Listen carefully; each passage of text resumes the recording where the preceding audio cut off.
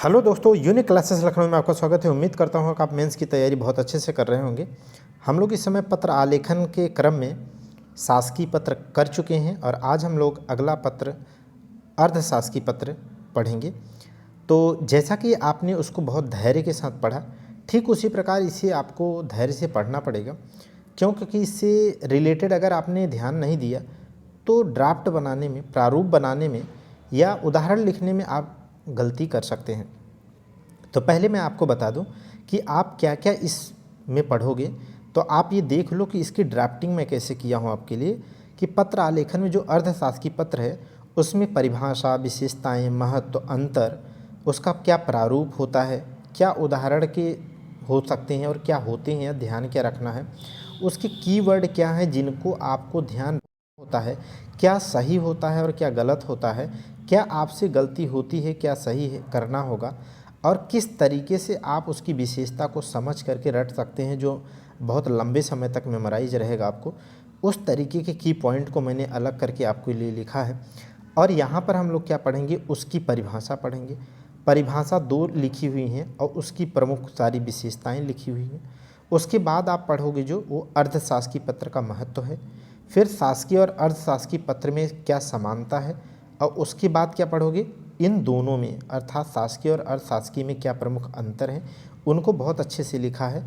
और उसके बाद आप इसका पढ़ेंगे प्रारूप, कि क्या प्रारूप होता है, क्या इनमें ध्यान रखना होता है, ठीक। और उसके बाद आप एक पढ़ोगे उदाहरण, रियल टाइम में कैसे आप लिखोगे, कैसे उस मेन जो एग्ज़ाम की कॉपी होती है जिनमें दोनों तरफ पार्श्व पे लाइनिंग होती है, उसमें कैसे आप हैंड रिटन कर सकते हो, कैसे एक पेज में लिखोगे, क्या ध्यान देखना है उदाहरण को, ठीक है। उस चीज़ के लिए भी मैंने उदाहरण आपके लिए लिख रखा है जिसे हम लोग यहाँ पर देखेंगे। और इसको देखने के बाद आपको टेलीग्राम चैनल पर ये सारी पीडीएफ आपको इसी तरीके की जो लिखा हूँ वो मिल जाएगी। आपको टेलीग्राम आपको ज्वाइन करना होगा, जो कि डिस्क्रिप्शन में लिंक है। तो एक एक करके हम पढ़ते हैं, ध्यान से पढ़ते जाइएगा तो कन्फ्यूजन नहीं होगा। जैसा आपने पढ़ा था, क्या जैसे आपने पढ़ा शासकीय पत्र मैंने आपको कंप्लीट कराया। तो यहाँ पर देखिएगा, पहला पॉइंट देखिए, अर्धशासकीय पत्र क्या होता है।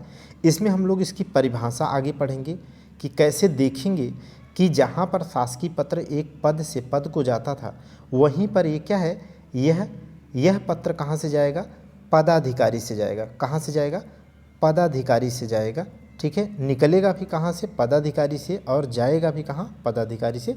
यह इसकी परिभाषा में हम लोग मेंशन करेंगे। इसमें हम लोग विशेषता देखेंगे, महत्व देखेंगे, अंतर देखेंगे, ठीक है।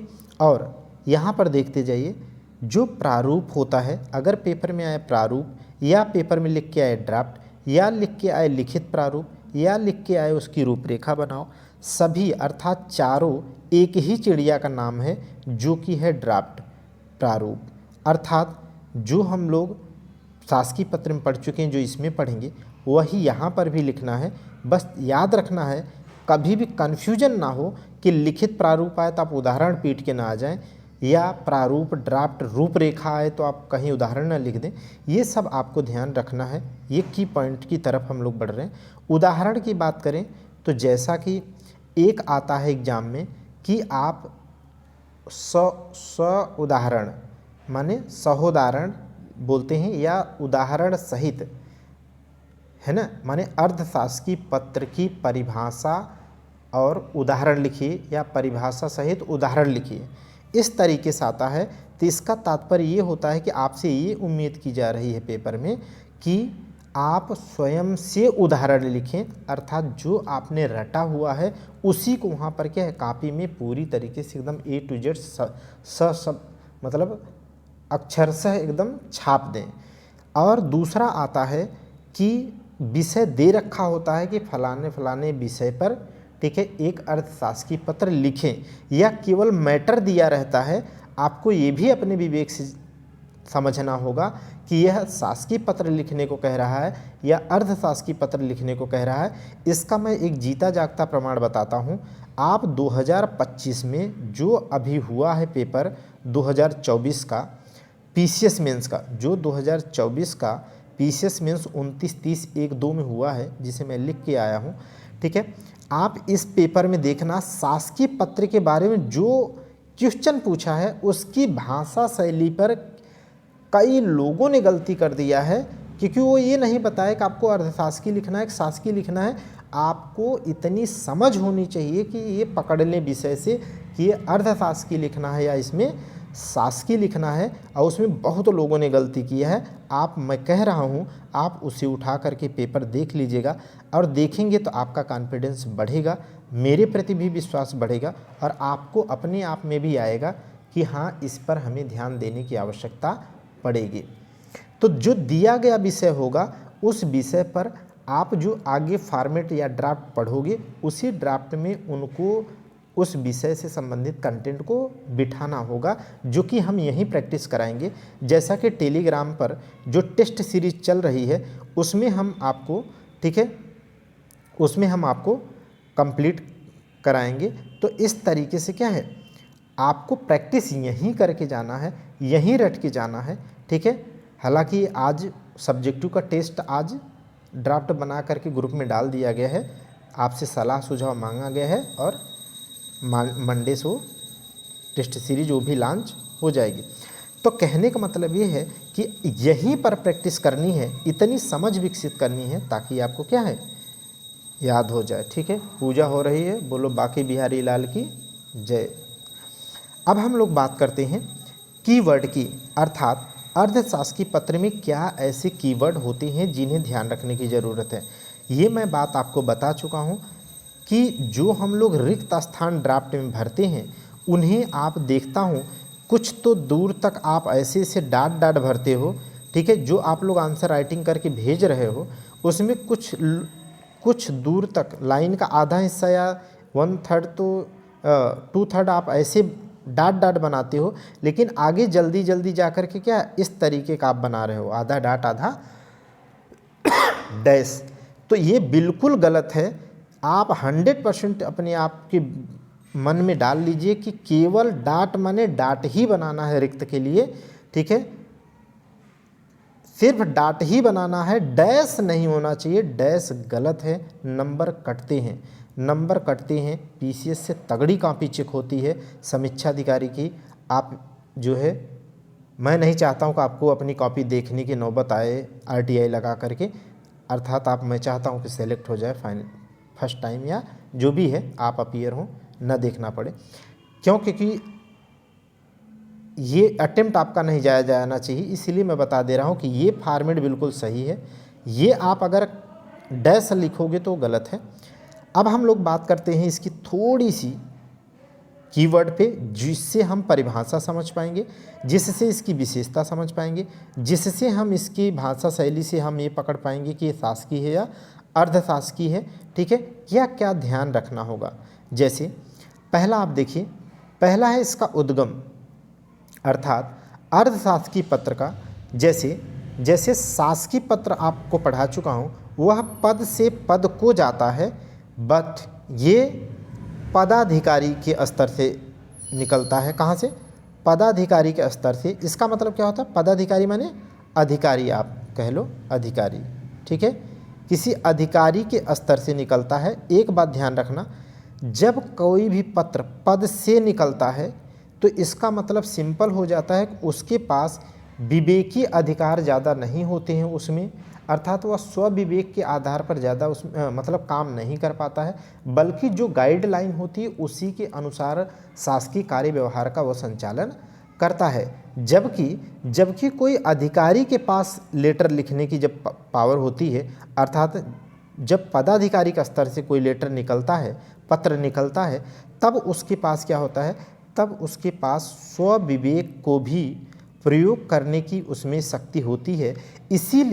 इसीलिए आप देख पाएंगे कि यहाँ पर कोई भी अधिकारी जब इस लेटर को लिखता है, ठीक है, तो क्या है, उसके स्वविवेक होने की वजह से वो अपने काम को सामने वाले अधिकारी से कराने के लिए बिल्कुल भाषा शैली जो यूज करता है वह आत्मीय भाषा शैली यूज करता है या मैत्री भाषा शैली यूज करता है, ठीक है। क्यों? क्योंकि उसके पास स्वविवेक यहाँ पर है, वो अपना काम कैसे निकाल सकता है बहुत आसानी से, सहजता से, जिससे कि वो शासकीय कार्य व्यवहार बहुत गतिशीलता से माने तीव्र गति से संचालित हो सके। तो वह अपने विवेक का यूज करता है तो बहुत आत्मीय भाव से लिखेगा, बहुत मित्रवत भाव से लिखेगा, ठीक है। जबकि शासकीय पत्र बहुत क्या होता है, तटस्थ भाव से लिखा जाता है, ठीक।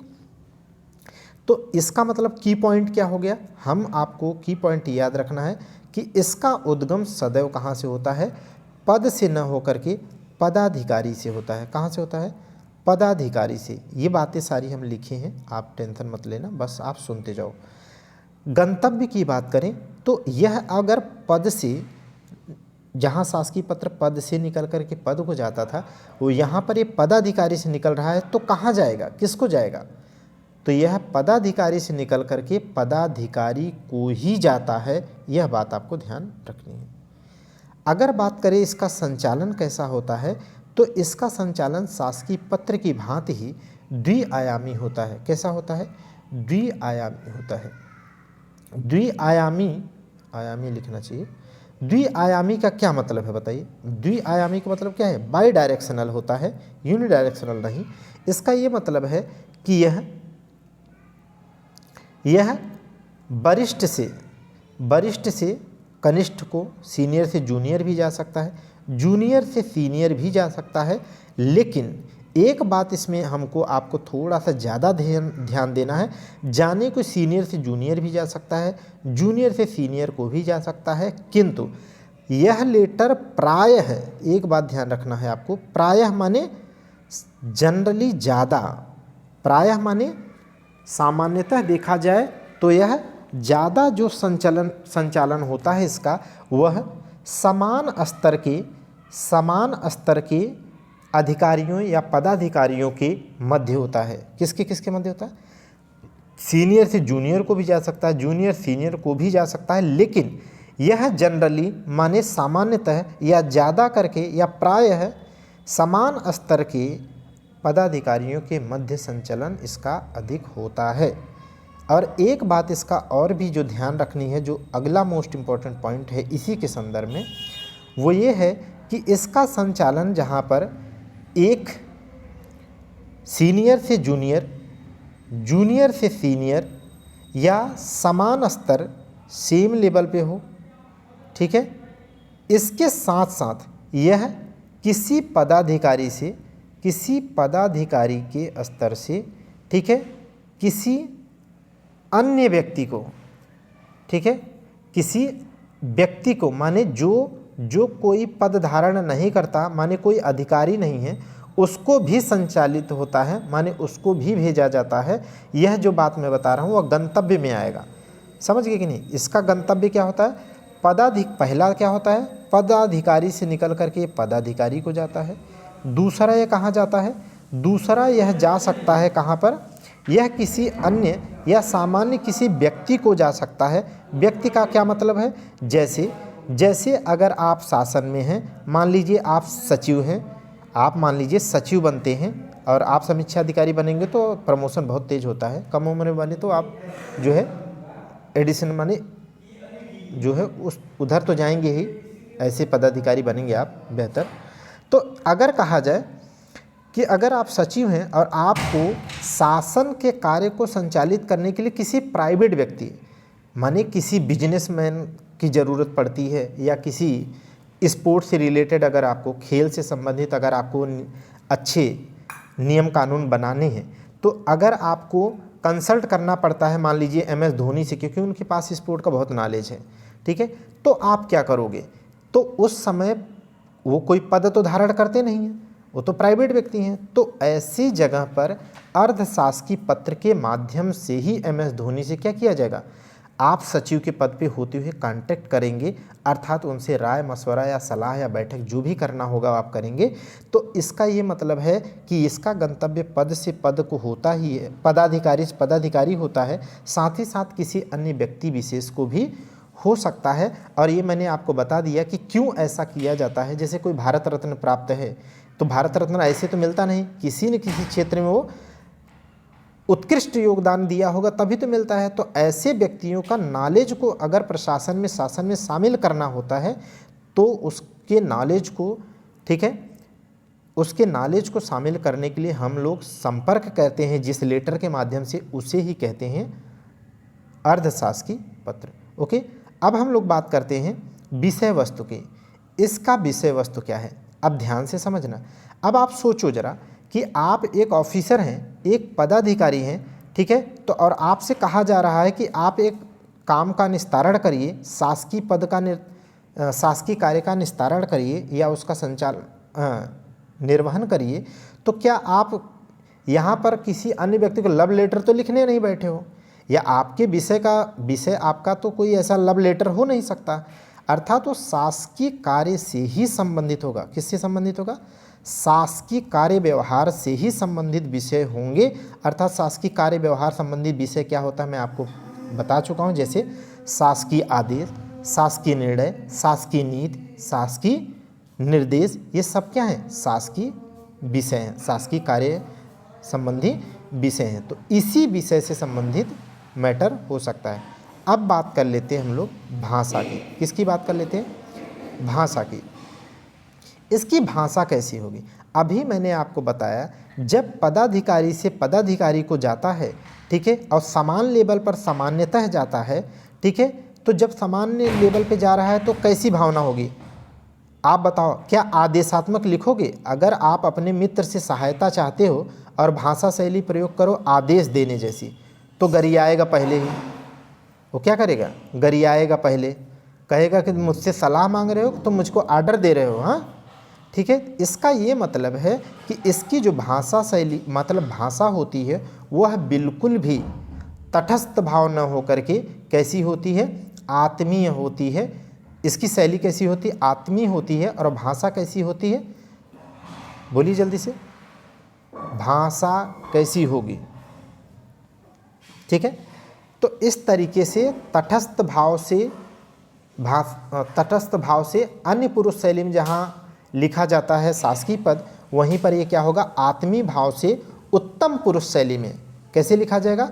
आत्मीय भाव से या मैत्री भाव से किस में लिखा जाएगा? उत्तम पुरुष शैली में। किस में लिखा जाएगा? उत्तम पुरुष शैली में लिखा जाएगा। आगे लिखा है सब कुछ, बस आप एक बार सुनते जाओ। ठीक है, तो ये भाषा शैली हो गई।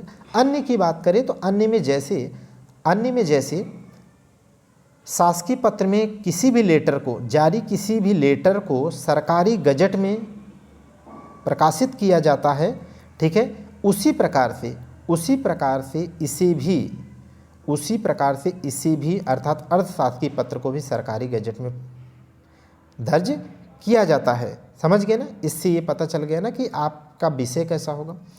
अब हम लोग, अगर आपने ये बात समझा है कि इसका गंतव्य क्या होता है, उद्गम क्या होता है, संचालन क्या होता है, विषय वस्तु कैसी होती है, भाषा शैली कैसी होती है, इसका उद्देश्य क्या होता है, इसका उद्देश्य मैंने आपको नहीं बताया, इसका उद्देश्य बताता हूँ। आप अब थोड़ा सोचो, इसका उद्देश्य क्या हो सकता है? इसका उद्देश्य यही होगा कि जो शासकीय कार्य व्यवहार है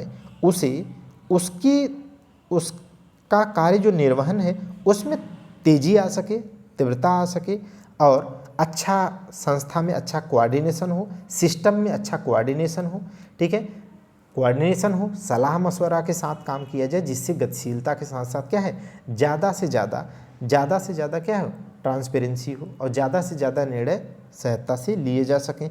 और बाहरी व्यक्तियों का, और इसका उद्देश्य क्या है? बाहरी व्यक्तियों का, ठीक है, किसी व्यक्ति विशेष की नॉलेज को शासन में प्रयोग करना। किसमें? शासकीय कार्य के निर्वहन में उसके नॉलेज को प्रयोग किया जाना इसका मूल उद्देश्य भी होता है। अब हम लोग बात कर लेते हैं पत्र आलेखन के में अर्धशासकीय पत्र जो है उसकी परिभाषा क्या होती है। और यह आपको लिखा हुआ हैंड रिटन ठीक इसी प्रकार ये सारा टेलीग्राम में भेज दिया जा रहा है। आज ही मैंने आपको टेस्ट नंबर 40 तक प्रशासनिक शब्दावली का हैंड रिटन पूरा वोकैबुलरी आपको लिख करके दिया हूँ, ठीक है, बाकी अन्य का तो दे ही रहा हूँ। तो इस तरीके से आप टेलीग्राम जुड़ सकते हैं। आगे देखिएगा, अर्धशासकीय पत्र की बात करें, अर्धशासकीय पत्र की परिभाषा क्या होती है, तो ध्यान से देख लीजिए। अर्धशासकीय पत्र आलेखन का वह नियत प्रारूप होता है। इसका मतलब क्या है? एक नियत फॉर्मेट होता है इसका। अर्धशासकीय पत्र आलेखन का वह नियत प्रारूप होता है जिसके माध्यम से प्रायः, देखो यहाँ प्रायः शब्द लिखा है, माने सामान्यतः विषम परिस्थिति में कनिष्ठ वरिष्ठ वरिष्ठ कनिष्ठ सब चला जा सकता है, लेकिन यहाँ क्या लिखा है मैंने आपको समझाया, वही डिफिनीशन में लिखना है कि अर्धशासकीय पत्र आलेखन का वह नियत प्रारूप होता है जिसके माध्यम से प्रायः समान स्तर के अधिकारियों या पदाधिकारियों के मध्य शासकीय प्रयोजनार्थ माने शासकीय कार्य व्यवहार संबंधी अर्थात विचार विमर्श, वार्ता बैठक, कतिपय गोपनीय मामलों इत्यादि के संदर्भ में पत्र व्यवहार किया जाता है। अगर इसका मर्म देखो तो क्या है, एक पदाधिकारी से दूसरे पदाधिकारी के मध्य शासकीय कार्य व्यवहार संबंधी जैसे विचार विमर्श, वार्ता बैठक या कतिपय गोपनीय मामलों पर बातचीत करने के लिए जिस पत्र का उपयोग किया जाता है उसे क्या है, अर्धशासकीय पत्र कहते हैं। ठीक है, तो इसे आप तोड़ मड़ोड़ करके इसकी की पॉइंट आप अपने माइंड में मेमोराइज कर लो, लेकिन जब लिखना तो एग्जैक्ट रट के जाना, एग्जैक्ट लिख के आना। मेरा यही मानना है, हर किसी का यही मानना है। ठीक है, कि जब वहाँ पर मेहनत यहीं कर करके नहीं जाएंगे, रट के नहीं जाएंगे एकदम, तो वहाँ पर क्या है आपका समय टूटेगा और आपको क्या है जो वो लिखना होगा, सारांश से लिखना होगा ना, वहाँ पर आपको समय चाहिए होता है, इसलिए आप यहाँ रटना पड़ेगा। और परिभाषा क्या हो सकती है एक दूसरी, अर्धशासकीय पत्र वह नियत प्रारूप होता है जिसे शासकीय कार्य व्यवहारों के संदर्भ में विभिन्न अधिकारियों अथवा एक अधिकारी द्वारा किसी अशासकीय व्यक्ति, देख रहे कि नहीं है, विभिन्न अधिकारियों के मध्य भी यह संचालित होता है या किसी एक अधिकारी से किसी अशासकीय व्यक्ति के मध्य भी व्यक्तिगत स्तर पर विचार विमर्श, वार्ता, अनुरोध इत्यादि हेतु प्रेषित किया जाता है। ठीक है, यहाँ डबल इन्वर्टेड में ये लिख दीजिएगा, मैं ध्यान कर दूंगा। तो इस तरीके से इसकी परिभाषा आपको रटनी है। ठीक है, आगे देखिएगा प्रमुख विशेषताएं। अब प्रमुख विशेषताएं में पढ़ना नहीं है, आप जो इतना देर तक सुने हैं उसी चीज़ को केवल और केवल थोड़ा सा बस समझ लेना। की पॉइंट बता देता हूँ, बाकी आपको पीडीएफ तो मिल ही जाएगी जो आप रट सकते हैं।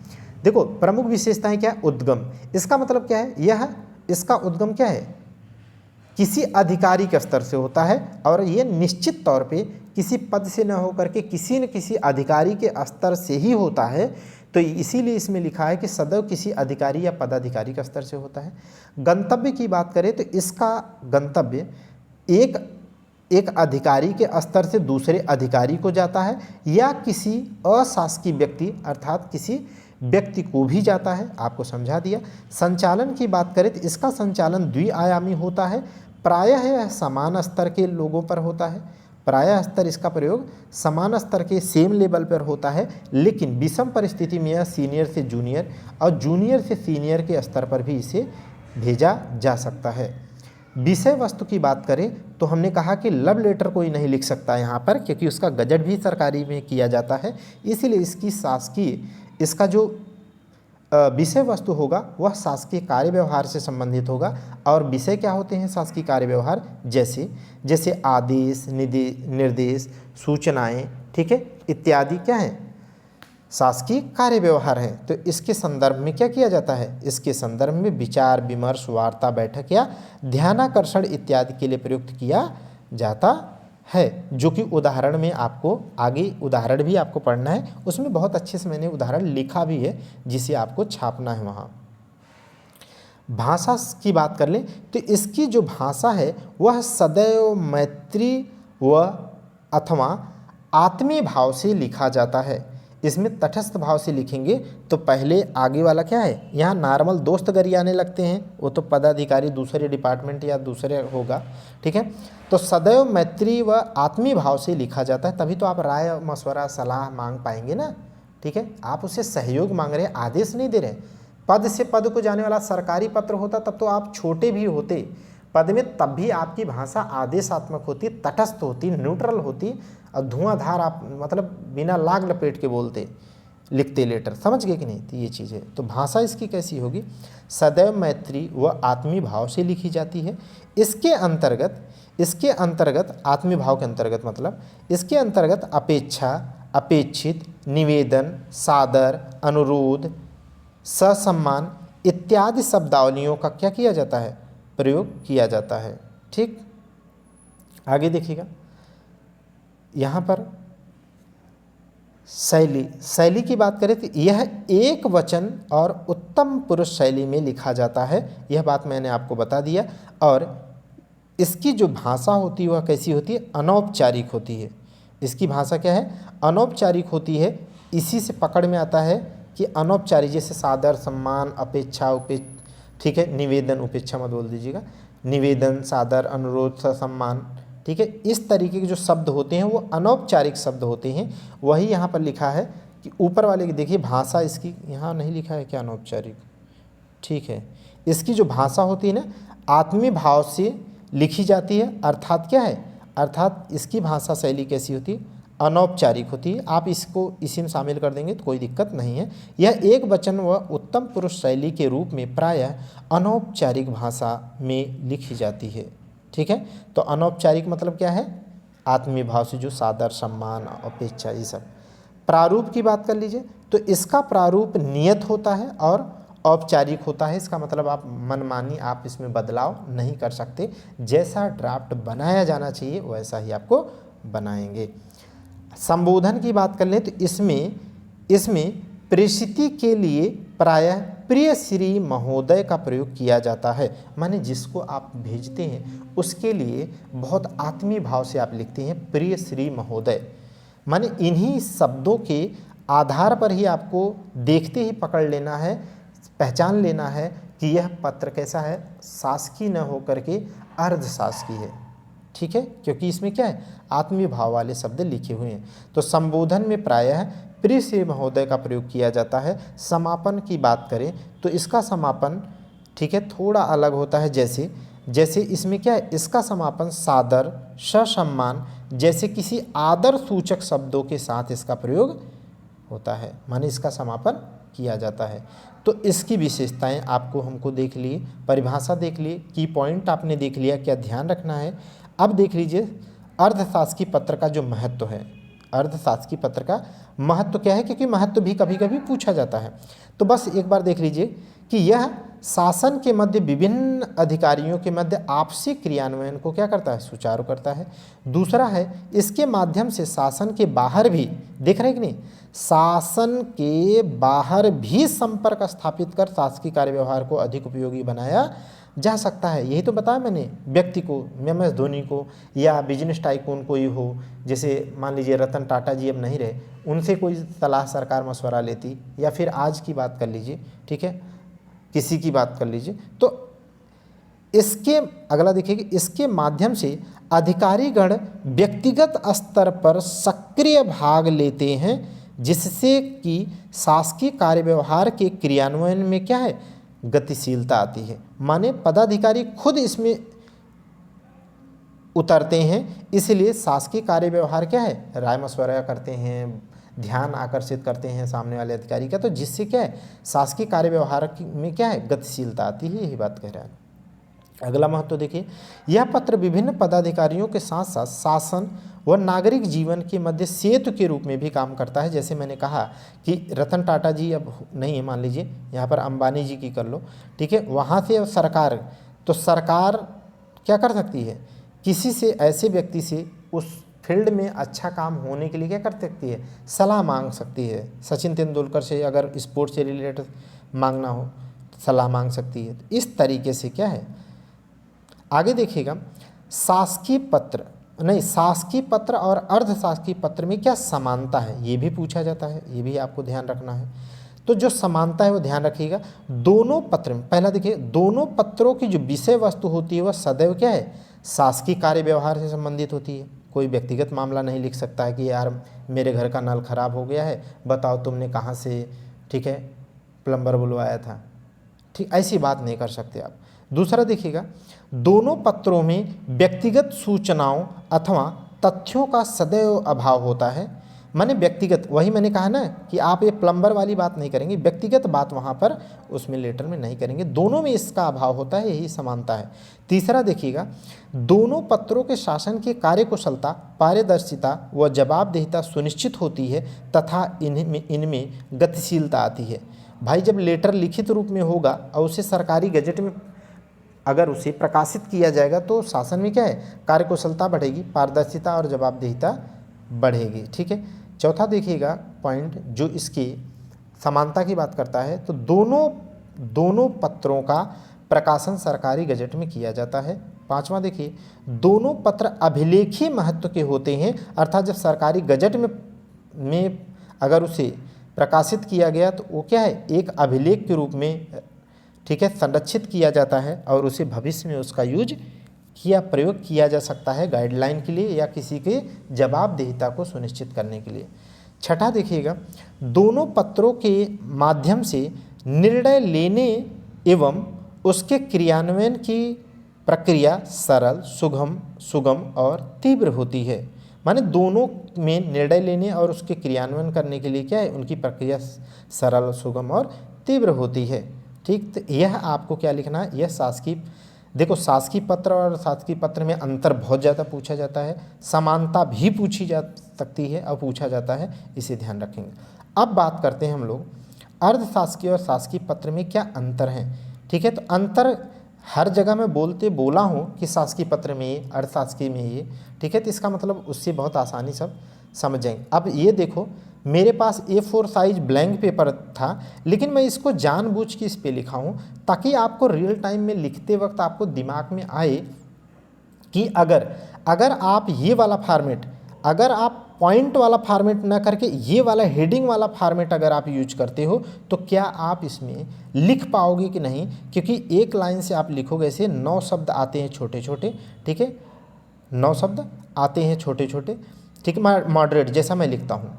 ठीक है, तो आगे देखिएगा, आप यहाँ पर देखेंगे मतलब 9 से 10 वही, तो आप देखो ये बताने के लिए कि अगर ये वाला फॉर्मेट आप यूज करते हो तो भी क्या लिख सकते हो कि नहीं, तो आप लिख सकते हैं। बस इतनी बात है, ध्यान रखना होगा कि आपको घर पे ही माने यहीं पर प्रैक्टिस करके जाना है कि ये फॉर्मेट मुझे लिखना। ये फॉर्मेट हालांकि बहुत अच्छा है, आप चाहे तो बुलेट ऐसे 1 स्टार लिखते, ठीक है, केवल ये उद्गम और ये वाला कॉलम न लिखते, ऐसे लिखते सदैव पद से पद को होता है, ठीक है, ये लिखते पदाधिकारी से पदाधिकारी का स्तर पर होता है, यह शासकीय प्रयोजनार्थ होता है, यह शासकीय कार्य व्यवहार के साथ साथ अन्य विषयों पर भी होता है, ऐसे लिख सकते हो। लेकिन अगर ये वाला फॉर्मेट छोड़ोगे तब भी लिख सकते हो, लेकिन अगर ये वाला फॉर्मेट यूज करते हो तो बहुत अच्छा है। वो चीज़ मैं आपको सिखाने के लिए ही इस जो है मतलब इस पे मैंने लिखा है क्लास के उस पर, ताकि आपको रियल टाइम पता हो।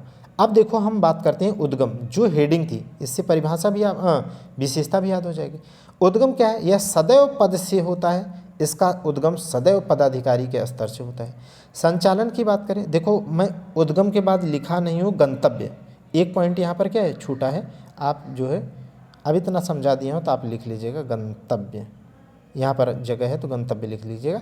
इसका गंतव्य क्या होता, इसमें क्या लिखेंगे, सदैव पद से पद को होता है, गंतव्य पद को होगा, और यहाँ पर इसका गंतव्य क्या होगा, यहाँ पर पदाधिकारी को, किसको जाता है, पदाधिकारी को, समझा चुका हूँ तो अब आप लिख लेंगे।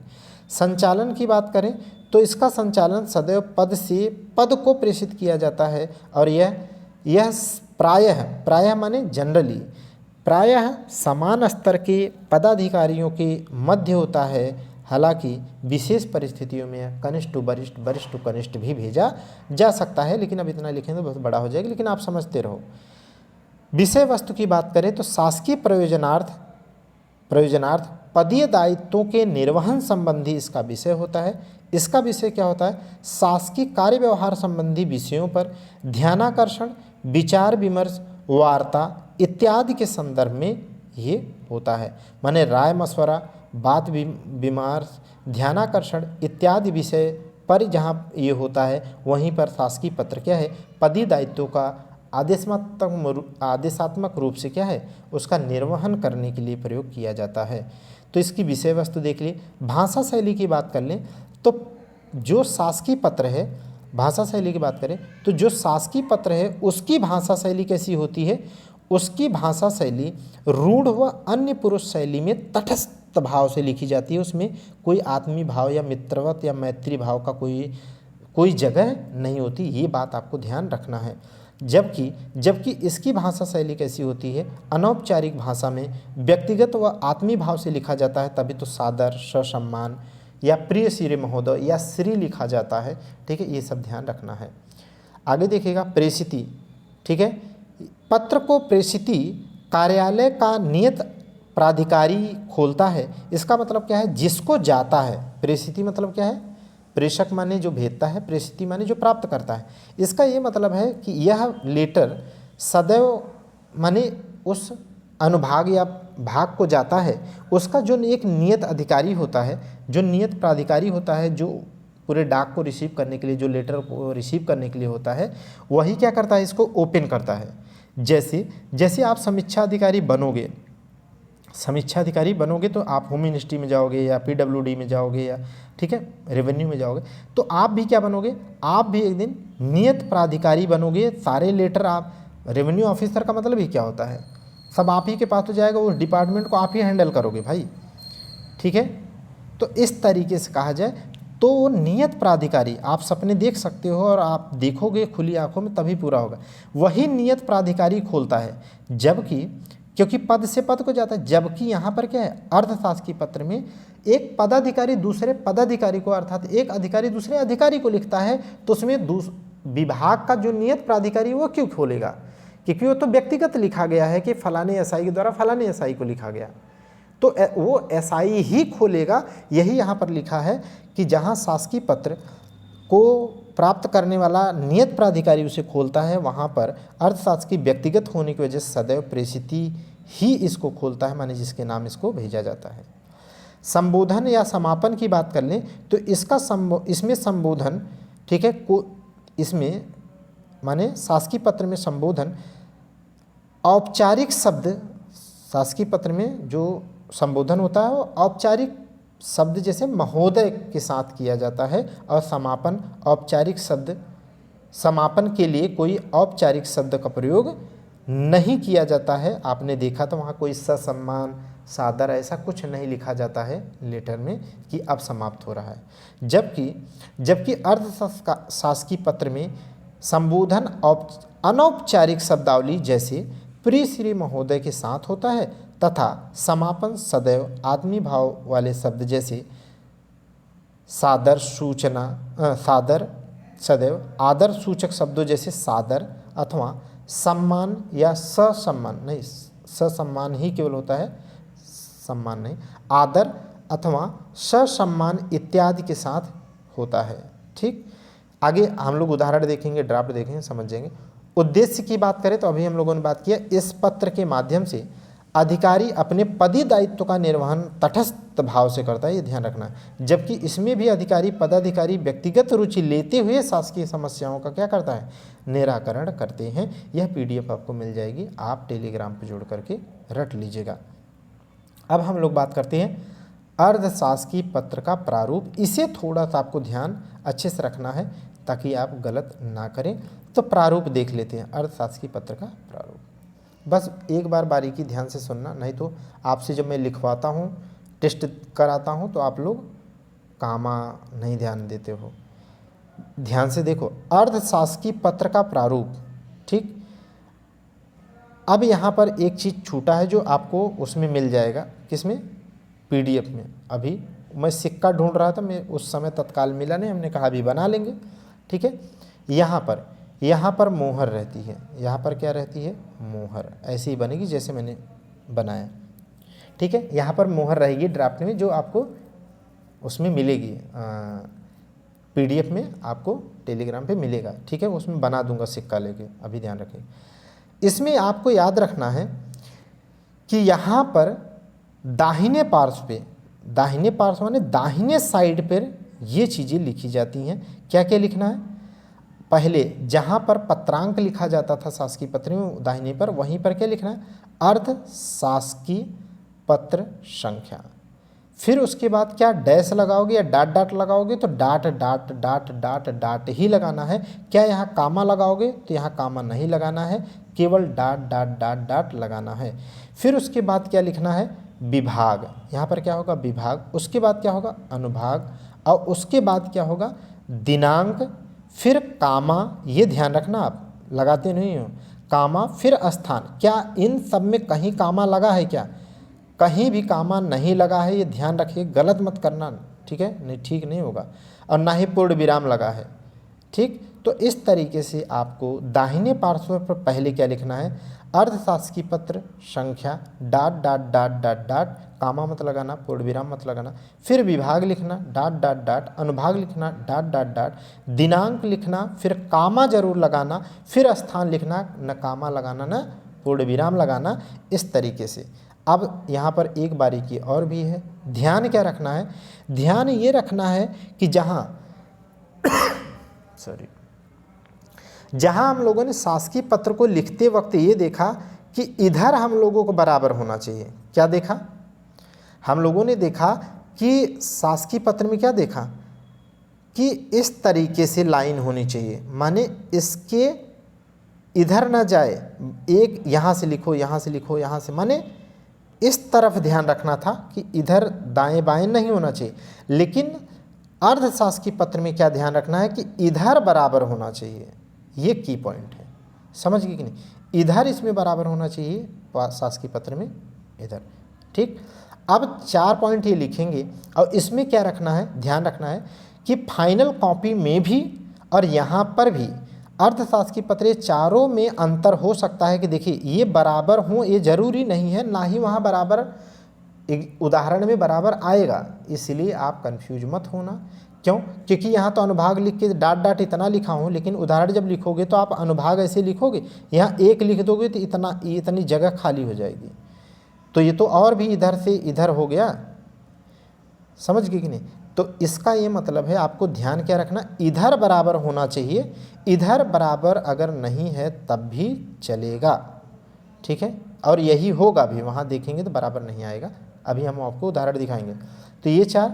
अब ध्यान क्या रखना है, बीच में होगी मोहर, यहाँ पर बीच में बनाइएगा मोहर, सिक्का लेके जाइएगा, ठीक है, और वहाँ पर किसी गर्ल्स की चूड़ियाँ मत मांगने लगना कि दे दीजिए मुझे ये बनाना है, ठीक है। तो इस तरीके से आप ध्यान रखेंगे। अब 4 इस पॉइंट में ध्यान क्या रखना है आपको, जो मोस्ट इंपॉर्टेंट है वो ये है कि जो अनुभाग है, इसी अनुभाग, समझ पा रहे कि नहीं मैं क्या बोल रहा हूँ, जो अनुभाग है इसी अनुभाग के सामने, इसी अनुभाग के सामने नाम लिखना है, और डाट डाट डाट और कामा लगाना है, फिर उसी नाम के नीचे पद लिखना है, और डाट डाट डाट यहाँ पूर्ण विराम लगाना ही लगाना है। और ये पद किसके सामने होना चाहिए, अनिवार्य रूप से किसके सामने होना चाहिए, इसी लाइन के सामने होना चाहिए, ओके, इसी लाइन के सामने होना चाहिए, और बीच में क्या होगी मोहर, ठीक है। तो ये की पॉइंट आपको ध्यान रखना है। अब आगे तो बहुत आसान है। अच्छा, ये नाम और पद किसका है, ये नाम और पद किसका है, भेजने वाले का है, किसका है, भेजने वाले का, रिसीव करने वाला का, ये प्रेषक का है, ये प्रेषक का है। अभी प्रेषिती या रिसीव करने वाले का हम लोग देखेंगे उसका अलग। तो इस तरीके से आप मोहर बनाएंगे, ये जो PDF मिल जाएगी। अब हम लोग लिखेंगे विषय। विषय लिखते वक्त आपको ध्यान क्या रखना है, विषय लिखते वक्त आपको ये ध्यान रखना है कि जो नाम के बाद आपने लिखा है तो यहाँ आपको थोड़ा ध्यान रखना है, बीच में लिखा करिए। कहाँ पे, बीच में लिखेंगे, इसी के नीचे आप क्या लिखेंगे, विषय। विषय लिखने के बाद आप डाट डाट यहाँ तक जाएंगे लास्ट में, फिर नई लाइन को आप यहीं से लिखना, यहाँ से मत लिखना, जैसे मैं आपको जो है शासकीय पत्र में बता चुका हूँ, इधर से नहीं लिखना है बल्कि इसी के नीचे लिखना है। तो इस तरीके से डाट डाट डाट के आशय हेतु, देखो आशय, अगर के आशय है इसका मतलब क्या है, ये अनौपचारिक शब्द है, क्या है, अनौपचारिक शब्द है, ठीक है। नहीं तो सीधे लिखते आप के संदर्भ में, क्या लिखते आप, शासकीय पत्र होता तो लिखते आप के संदर्भ में, ठीक है। तो के आशय में, या लिखेंगे के संदर्भ में सानुरोध, क्या लिख देंगे, सानुरोध। इसका मतलब भी हो जाएगा कि जो बंदा लिखा है विषय को ही पढ़ते हुए जान जाएगा कि ये कैसा है, अर्धशासकीय है। कैसा है, अर्धशासकीय पत्र। ओके, अब विषय लिखने के बाद आप ध्यान क्या रखेंगे, ये जो नाम और पद है इसी के नीचे आपको लिखना है प्रिय श्री महोदय। अब यहाँ प्रिय श्री महोदया मत लिखना, प्रिय श्री महोदय एक रट लो, बस यही रट लो, ठीक है। प्रिय श्री महोदय, उपरयुक्त विषय के संदर्भ में आपसे निवेदन है कि, देखो यहाँ पर क्या है, वहाँ पर आप शासकीय पत्र में लिखते हो कि उपर्युक्त विषय के संदर्भ में आपसे, उपर्युक्त विषय के संदर्भ में यह कहने का निर्देश हुआ है। वहाँ आपसे तापसे नहीं कहते, माने इतना आत्मीय भाव का शब्द का प्रयोग बिल्कुल नहीं किया जाता है कि आपसे बोला जाए या निवेदन किया जाए। वहाँ पर एकदम तटस्थ भाव से लिखा जाता है, जैसे उपर्युक्त विषय के संदर्भ में या उक्त विषय के संदर्भ में यह निर्देश हुआ है कि, न आपसे न निवेदन न अनुरोध। समझ गए, ये है आपको पकड़ना कि इस भाषा शैली से आप ये समझ जाएं कि यह शासकीय पत्र नहीं है, बल्कि यह क्या है, अर्धशासकीय है। कैसा है ये, अर्धशासकीय पत्र है। ठीक है, यही बारीकी आपको ध्यान रखना है। अब आपने लिखा प्रिय श्री महोदय, उपर्युक्त विषय के संदर्भ में आपसे निवेदन है कि डॉट डॉट डॉट, इस तरीके से। अच्छा, यहाँ पर एक बात ध्यान रखिएगा, अगर यहाँ पर मैंने सेकंड पार्ट नहीं लिखा है, मतलब कोई आवश्यकता नहीं है। अगर आपको दूसरा पैराग्राफ लिखना हो, जो एग्जाम में अगर उदाहरण कोई विषय दिया हो उसमें उदाहरण, तो हमेशा जैसे मैं बता चुका हूँ कि उपर्युक्त विषय माने उपर्युक्त के नीचे ही सेकंड लिखेंगे और फिर यहाँ से आप क्या है, एक नई लाइन लिखेंगे। ठीक है, उसके बाद समाप्त करेंगे, पूर्ण विराम लगाएंगे। समझ गए, ऐसे ही तीसरा लिखना हो तो इसी के नीचे आप तीसरा पैराग्राफ लिखेंगे, उसकी कहानी पूरी लिखेंगे। समझ गए, तो कहने का मतलब ये है। और इसका समापन आपने देखा, स्टार्टिंग प्रिय श्री महोदय जैसे अनौपचारिक शब्द से हो रहा है, इसका समापन भी क्या होता है, यहाँ पर होता है। स्पेशली ध्यान रखना है, यहाँ पर हम लिखते हैं ससम्मान या आप लिखते हैं सादर। क्या लिखेंगे, सादर या ससम्मान। अब आप यहाँ ये ना पूछना कि सर क्या लिखूं, बल्कि आपको ये याद रखना है कि चाहे आप ससम्मान लिखो चाहे सादर लिखो, लेकिन रट लो। वहाँ पर ये विकल्प नहीं दिमाग में आना चाहिए, पेन एकदम धुआंधार चलनी चाहिए। ससम्मान पीट करके या सादर पीट करके लिखते बढ़ते चले जाना है। अगर ससम्मान या सादर लिखते हैं तो क्या कामा लगाना अनिवार्य है, कामा लगाना अनिवार्य है। अब ये न पूछना आप कि कामा लगाना है कि नहीं है, कामा लगाना अनिवार्य है। अब अच्छा, ससम्मान लिखोगे कहाँ, तो ससम्मान पूरी लाइन के बीचों बीच लिखा जाता है, ये बात आपको ध्यान रखना। अब बीचों बीच लिखने के नीचे आप जाएंगे दाहिने पार्श्व पर, तो आप यहाँ पर लिखेंगे भौनिष्ठ। भौनिष्ठ के नीचे आप लिखेंगे हस्ताक्षर, और हस्ताक्षर के बाद भी कुछ लोग झटके में क्या है, डैश लगाते जाते हैं, तो यहाँ कामा पीट देते हैं। अरे भैया, कामा नहीं लगाना है, नहीं लगाना है।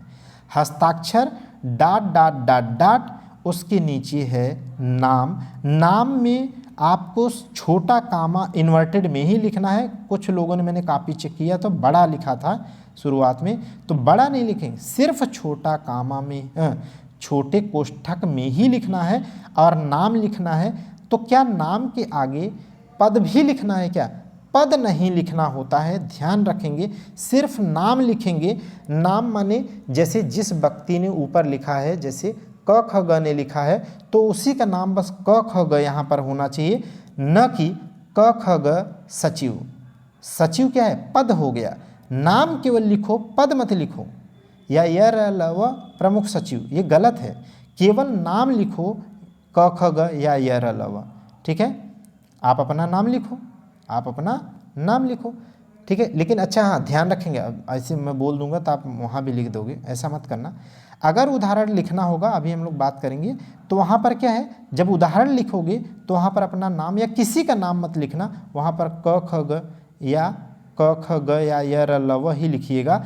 और कुछ लोग एक्स वाई जेड लिख देते हैं, वाई जेड। अरे भैया, इससे नंबर कटेंगे। आपसे मेंस का फॉर्म भरवाते वक्त ही आपसे फॉर्म में पूछ लिया जाता है, क्या आप देवनागरी लिपि में देवनागरी लिपि को जानते हैं या देवनागरी लिपि को समझते हैं या देवनागरी लिपि आपको आती है, तो आप लिखते हो यस। और ये देवनागरी लिपि है नहीं XYZ, ये देवनागरी लिपि नहीं है, इसीलिए यहाँ पर नंबर आपके काट दिए जाएंगे। कभी मत लिखना। मेंस एग्जाम में याद रखना, मेंस एग्जाम में, ठीक है, इसका प्रयोग, अंग्रेजी का प्रयोग नहीं करना चाहिए। अगर करते हैं कहीं तो आप हिंदी लिखो, फिर ब्रैकेट में क्या करो, अंग्रेजी लिखना।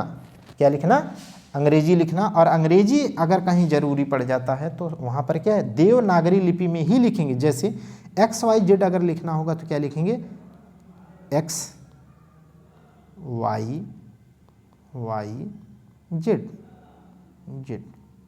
ऐसे लिखेंगे, समझ गए, ये ध्यान रखें।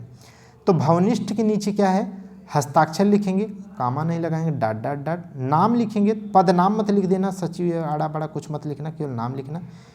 अब ध्यान से सुनना, भवनिष्ठ के ठीक सामने बाएं पार्श्व पर क्या लगाया जाता है संलग्नक। अब यहाँ पर हमने 2 लिख दिया है ताकि आपको ड्राफ्ट में एकदम रटा रहना चाहिए, एकदम सोचना ही नहीं है। 1 डॉट डॉट डॉट पूर्ण विराम जरूर लगाइएगा, 2 डॉट डॉट डॉट पूर्ण विराम जरूर लगाइएगा। अच्छा, अब यहाँ पर क्या हो सकता है, ऐसे भी लिख सकते हैं या लिखा हो सकता है संलग्नक, ठीक है। और यहाँ पर लिखा हो यथोक्त या उपर्युक्तानुसार आप लिख सकते हैं, कोई दिक्कत नहीं है। ड्राफ्ट में, प्रारूप में और फाइनल उसमें उदाहरण में भी अगर जरूरी नहीं तो आप संलग्नक इसी प्रकार लिखेंगे। अब ध्यान से सुनना, अगर संलग्नक एक लाइन और होता, तीसरी लाइन, तो ये क्या हो जाता, तब ये इस नाम वाले लाइन से नीचे चला जाता, तब इस श्री को अर्थात इस वाले को और नीचे लिखते। समझ गए कि नहीं, माने जो लाइन नीचे है उसी के नीचे लिखते। अब क्या लिखना है, ये श्री क्या है, कौन है, तो देखो जहाँ पर ये खत्म हुआ उसी के नीचे, संलग्नक के नीचे आपको लिखना है श्री लिख करके क्या है, डॉट डॉट डॉट डॉट, कामा लगाओगे कि नहीं लगाओगे, मोस्ट इंपॉर्टेंट है, लगाना ही लगाना है। उसके नीचे लिखोगे पद लिखने के बाद क्या कामा लगाना है, तो कामा लगाना है, मोस्ट इंपॉर्टेंट। उसके नीचे लिखोगे आप शासकीय पता, क्या शासकीय पता के अंतिम में कामा लिखोगे तो नहीं, लिखना है, मोस्ट इंपॉर्टेंट। उसके नीचे अगर आप अगली लाइन यूज करते हो तो क्या पूर्ण विराम लगाना है कि नहीं लगाना है, तो पूर्ण विराम लगाना है, इस तरीके से। अच्छा, ये क्या है, ये है जिसको ये लेटर आप भेज रहे हैं उसको कहते हैं प्रेषिती। क्या बोलते हैं, प्रेषिती, माने जिसको आप भेज रहे हैं उसको। इसका मतलब यहाँ पर तो किसका नाम होगा, क ख ग जो भेज रहा है, और यहाँ पर किसका नाम लिखेंगे, यरलव जो प्राप्त करेगा। इतनी बात आपको ध्यान रखना है। हालांकि ड्राफ्ट में यहाँ पर तो नाम में केवल dash dash dash dash dash dash dash ही लिखना है, समझ गए कि नहीं। तो इस तरीके से, अच्छा आप यहाँ पर श्री लिख दिए हैं, ठीक है। और कुछ जगह किताबों में मैं आपको बता दूं, यहाँ पर लिखा है सेवा में, फिर लिखा है श्री, ये फलाना डेम का। सेवा में नहीं लिखना है भाई, ये अंडरस्टूड है, ये नियत प्रारूप के तहत आप भेज रहे हो लेटर, तो यहाँ पर सेवा में नहीं। माना जाता है कि यहाँ पर जो लिखा हुआ है वो किसका नाम है, वो प्रेषिती का ही नाम है, माने पाने वाले का ही यहाँ पर नाम लिखा है। ये नियत प्रारूप होने की वजह से अंडरस्टूड है, आप यहाँ पर सेवा में मत लिख देना, ठीक है, जो कई किताबों में आप देखेंगे लिखा है, तो ये चीज़ ध्यान रखेंगे। अब आपको बारीकी से आप देख लो कि इसका प्रारूप क्या है, कैसे इसका ध्यान रखना है। यहाँ पर मोहर आपको लगा के देना है, मुझे, मैं लगा दूंगा, ठीक है। इस तरीके से आप देखेंगे। अब हम बात कर लें उदाहरण की, तो आपके लिए ये उदाहरण इसीलिए लिख दिया हूँ ताकि आपका ये भ्रम जो हो वो निकल जाए कि क्या हम एग्जैक्ट जो कॉपी आती है एग्जाम में, ठीक है, तो उस कॉपी के फॉर्मेट में क्या हम लिख सकते हैं कि नहीं, उदाहरण क्या उतना अच्छे से बिठा सकते हैं कि नहीं। तो इसलिए मैं आपको लिख करके दिया हूँ, हाँ बिठा सकते हैं, जैसा कि मैंने शासकीय पत्र में लिख के दिया ऐसे इसमें। अब इसमें भी क्या कमी है, इसमें भी एक मोहर छूटी है, जैसा कि मैंने आपको बताया, दोनों में मोहर लगा के दे दूंगा, ठीक है। तो यहाँ पर क्या रहती है, मुहर, क्या रहती है, मुहर, मोहर नहीं बोलते, मुहर या चिन्ह, आबलिक चिन्ह, ठीक है। तो बस, लेकिन जो आपने ड्राफ्ट पढ़ा उसी को देखो क्या कैसे लिखना होता है। यहाँ देखो दाहिने पार्श्व पर आपने लिखा अर्धशासकीय पत्र 15/2 ट/2025-26, एकदम रट लो, इसी प्रकार आपको लिखना है। अब यही मेहनत कर लेना, नहीं पता लगेगा आप यहाँ शुरू तो करोगे लेकिन 2025-26 कहाँ, इसमें भाग जाएगा आपका यहाँ पड़ोसी के घर में जाएगा और इसमें लिखा रहता है कि यहाँ पर आपको लिखने से नंबर काटे जाएंगे। ठीक है, तो ये प्रैक्टिस यहीं करोगे तो, नहीं तो बैठेगा नहीं वहाँ, बता दे रहा हूँ पहले से ही। तो अर्धशासकीय देख रहे कि नहीं, आपने क्या लिखा, पहले लिखा अर्धशासकीय पत्र संख्या इतना इतना इतना, उसके नीचे आपने लिखा उत्तर प्रदेश राज्य परिवहन निगम, उसके नीचे है अनुभाग। देखो ये लाइन देख रहे कि नहीं, यहाँ से चली यहाँ आई, फिर यहाँ से यहाँ चली गई, फिर यहाँ से यहाँ आ गई। तो हमने क्या कहा कि इसमें अर्धशासकीय पत्र में इधर अनइवन हो सकता है, लेकिन ध्यान इधर रखना है कि इधर बराबर होना चाहिए, इधर ऐसे जिगजैग नहीं होना चाहिए, ये ध्यान रखना है। जबकि शासकीय पत्र में क्या होता है कि इधर आपको ध्यान रख, माने इधर आपको अनइवन नहीं होना चाहिए, इधर आपको बराबर होना चाहिए। ठीक है, ये चीज़ हम लोग करें। तो शासकीय पत्र संख्या ये लिखा आपने, उत्तर प्रदेश राज्य परिवहन निगम, ये अनुभाग यहाँ पे लिखा, दिनांक लिखा तो 5 अप्रैल आप अपनी डेट ऑफ बर्थ लिख लो ना, मुझे तो 5 अप्रैल में डेट ऑफ बर्थ ही ज़्यादा लिखता हूँ, तो दिनांक क्या लिखा, आप अपनी डेट ऑफ बर्थ लिखा करो बस। 5 अप्रैल कामा लगाओगे 2025 कामा लगाना है, फिर लखनऊ लिखना है, क्या पूर्ण विराम लगाना नहीं लगाना है, ड्राफ्ट में तो बताया ना, आप क्यों दिमाग लगा रहे हैं।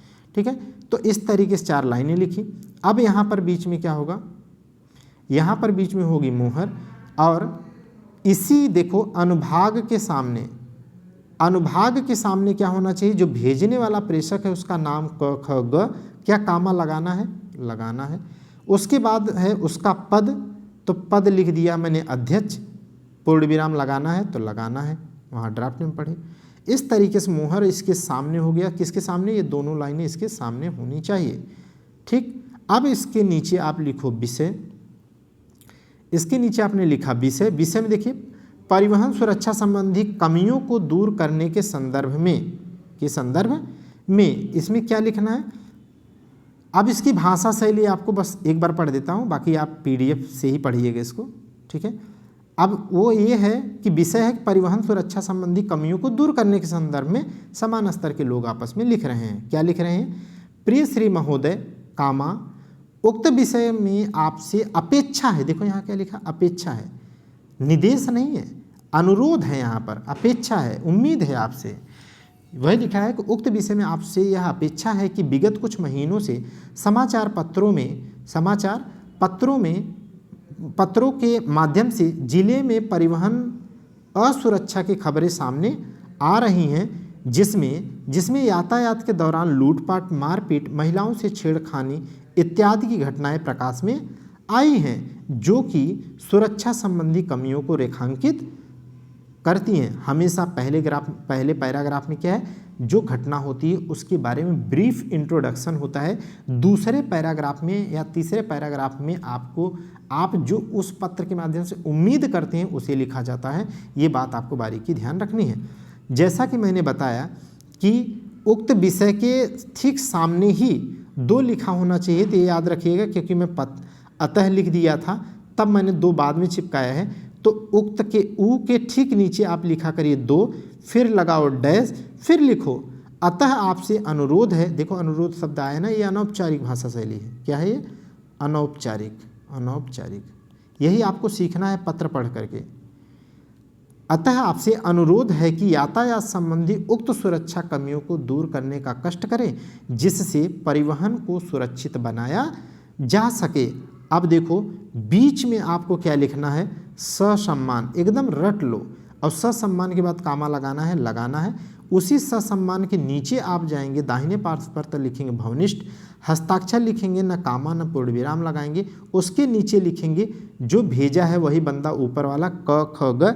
पद का नाम मत लिखना, सचिव फलाना डैम का मत लिख देना, केवल क ख ग माने नाम लिखना है, और आकाश अनिल ऐसा मत लिख देना भाई, ये भी ध्यान रखेंगे। अब जहाँ पर क खत्म हो, मतलब ये खत्म हो रहा है, उसी के नीचे, उसी लाइन के नीचे क्या लिखना है, श्री यरल, माने किसको ये लेटर जाएगा, श्री यरल जिसको ये लेटर जाएगा उसका नाम लिखा। अब पुलिस अधीक्षक यातायात उसका पद है, क्योंकि पद लिखना था इसमें, तो उनका पद क्या है, पुलिस अधीक्षक यातायात के हैं, कामा लगाना है।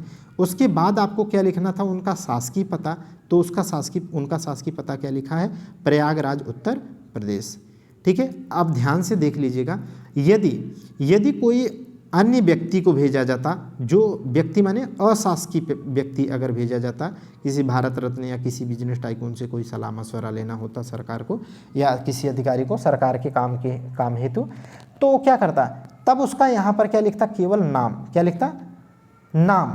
और नाम लिखने के बाद क्या करता, यहाँ पर उसका कोई पद नहीं होता, तो उसका कोई पद नहीं लिखा जाता। अगर पद में क्या है, अगर मान लीजिए वो भारत रत्न होते तो वहाँ पर क्या ब्रैकेट में लिख सकते थे आप उनके नाम के बाद भारत रत्न, समझ गए, बस।